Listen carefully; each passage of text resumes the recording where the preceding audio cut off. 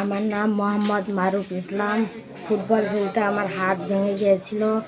কবিরাজ শ্রী পলাশচন্দ্র শীল অল্প সময়ে আমার হাত ভালো করে দিয়েছে। আমি বাড়ি কোথায়? আমার বাড়ি মধ্যবেলকা থানা, সুন্দরগঞ্জ জেলা, গাইবান্ধা।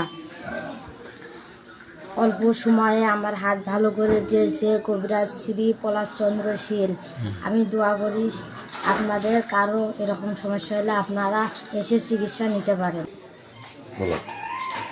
মানুষে কত মানুষ কইছে বলে তোমরা এটা কুই কাম করলেন, তোমরা যদি আর এক ঠেন কত কবিরাজ দিয়ে চিকিৎসা করলে হয় তো ভালো হইলে হয়। এখন আমরা মনে করছি না, আমরা তো আমার সবার মতন মনে করছি, তা আমরাই আমার যা করবে এটাই আমরা ভালোবাসি।